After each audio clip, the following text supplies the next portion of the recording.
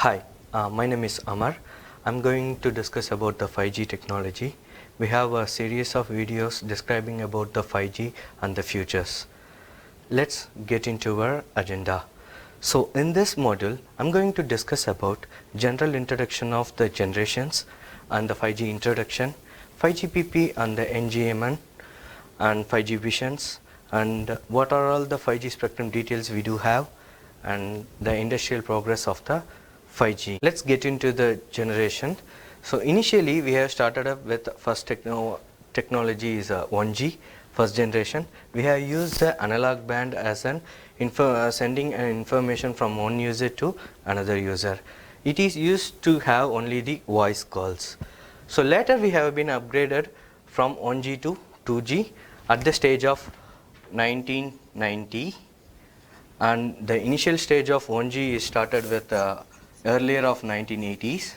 So we have upgraded to 1G to 2G at the stage of 1990. We have started using the digital communication like digital bands.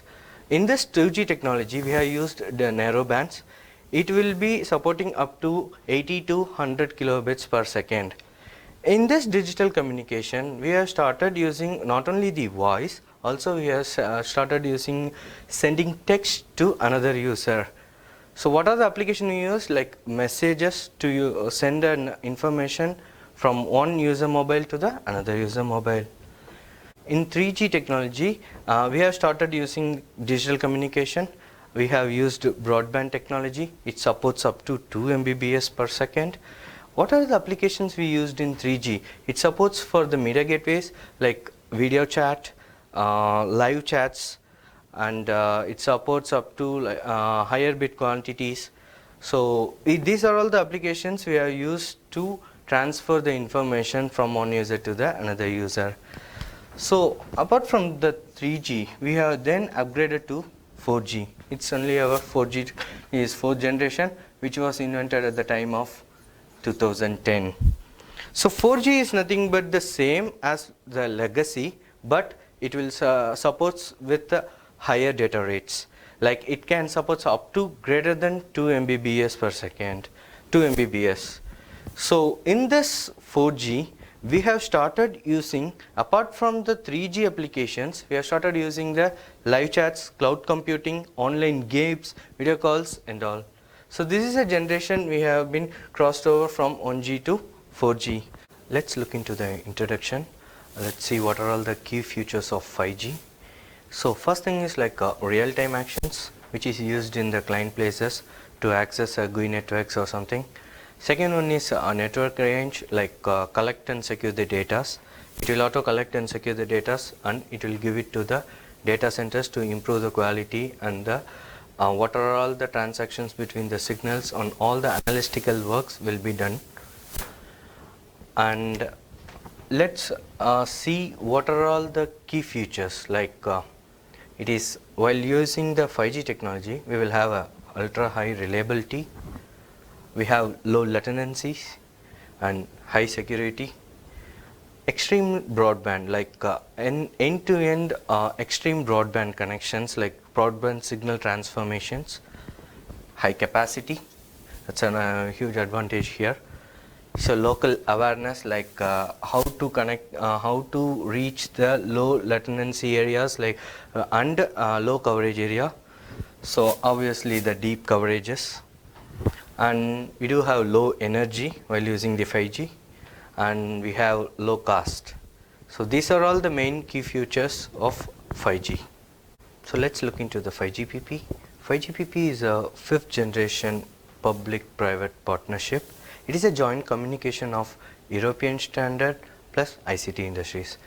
While we are talking about the ICT industries, what are all the key factors of ICT industries? They are the ICT manufacturers, telecom operators, service providers, and SMEs and research institutions. So as per their analysis, what is 5G? Like 5G will be 100 times higher wireless area capacity. It gives 100 times higher wireless area capacity.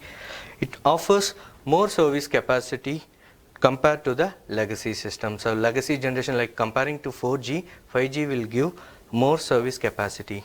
It saves up to 90% of energy For per service provider, the node or the sites will consist of multi-service provider, but it will provide up to 90% of energy to per service provider.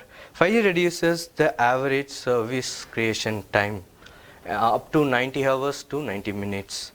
It has dense deployment and provides part of services. Let's look into NGMN. NGMN is next generation mobile partnership. It ensures the functionality performance and also the network infrastructure for the service platforms. It also known as the industry organizations of WTO, vendors and research institutions. It has high-level end-to-end architecture. It also depends on the service of separations of hardware and software, and also the separations of SDN and NFV. SDN is nothing but our software defined network. It accesses the system using APIs, access point interface. Let's look into the 5G vision. So 5G vision is based on ITUP and IMT 2020 visions. So in these visions we have a standards of services. So here we have enclosed with the EMBB, it is enhanced mobile broadband, and MMTC, massive machine type communication, URLLC, and ultra reliable low latency communications. These are the service based standards for this 5G vision. So while we are coming to this vision, so what are all the key factors we have while discussing this 5G vision? So as per this standard, it has a peak data rate up to 20 GB per second, and user experience data rate like 100 Mbps per second, and every user, mobile user, can utilize up to 100 Mbps per second. 3 times higher spectrum efficiency comparing with the legacy one. 500 kilometers of mobility and 1 milliseconds of delay for the data transmission. 100x, 100 times higher network energy efficiency. 10 times higher area traffic capacity. So now back to the services. So while we are going in standard of services, I can have the enhanced mobile broadband under the ultra reliable low latency communications. So while I am using these two services, what are all the key factors and the applications I can use in our real time? Let's look into it. We have a 3D video, it can support up to 3D videos, and Ultra HD screen, it support Ultra HD screen. Work and play in cloud, we can directly work or play in the cloud computing cloud. So virtual reality, obviously VR it is, and industrial automations, critical application development and self-driven car. These are all the factors that can support in EMBB and URRC. So coming back to the another criteria, like while I am using EMBB and massive machine type communication, what are all the advantages I do have? Gigabytes in a second, and smart home, and we have smart building too, and also the smart city. So while comparing with all the standards, it has enhanced root cause to develop and ensure the 5G technology. Let's look into the 5G spectrum. So 5G spectrum has different types of frequencies. So low frequency, medium frequency and high frequency. Low frequency, it supports up to less than 2 GHz, and medium frequency, it supports up to 2 to 6 GHz range, and high frequency, it supports greater than 6 GHz. For example, if it is a low frequency, it is up to 3300 kHz to 3800 kHz. Medium frequency, it is 700 MHz to 750 MHz. High frequency, like it will be greater than 6 GHz. So in this case, 24.5 GHz to 29.50 GHz. So let's look into the service based spectrum. So on the first services like enhanced mobile broadband, it will use the high frequency. It supports up to super data layer extremes and also high data rates. So it will give under 800 MHz as an assignment as a continuous function. So when coming to the medium frequency, it will support for all the 3 services, but it will be in the range of 100 MHz assignment, which is a continuous assignment. And wider area but not deeper coverage. It will support for deeper coverage. When we coming to the low frequency EMBB and MMTC, so it will give a coverage for low coverage and also a deeper coverage range. It will give only 200 kilohertz of assignment, but it will only be a continuous assignment for the end-to-end users. Let's look into country-based industrial progress. Here I do have Europe, USA, China, Korea and Japan. These are all the countries currently working on the 5G research and research institution and the developments. So let's see when they got the trials. They got the trial permissions on for the Europe 2018 to 19, for USA 17 to 18, and China 17 to 18, Korea is 17 to 18, and Japan is also 17 to 18. So they have already permission for the trial versions of 5G implementation at the stage of these periods. So the commercial launch for this 5G and all, for the Europe it will be 2019, and for USA also it will be exposed to like 2019. China, they have already got the permission for the commercial at 2019. Korea 2019 and Japan also 2020. So let's look into the frequencies. What are all the frequencies they are using for their country range?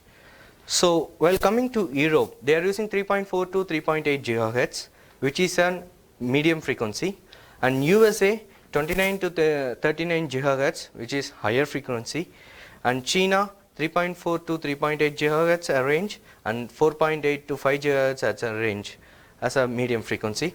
Korea is also a medium frequency like 3.4 to 3.7 GHz, and Japan 3.6 to 4.2 a range of GHz, and 4.8 to 4.9 GHz.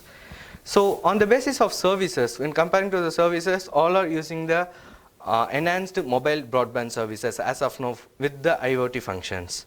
So Europe as same with IoT, and USA fired wide with fixed wireline access to, and China we have EMBB and NB-NOT IoTs, and Korea we have the same enhanced mobile broadband, and Japan we have the same. So as of now we are completed with this module, and we will be watching out in next sessions. Thank you.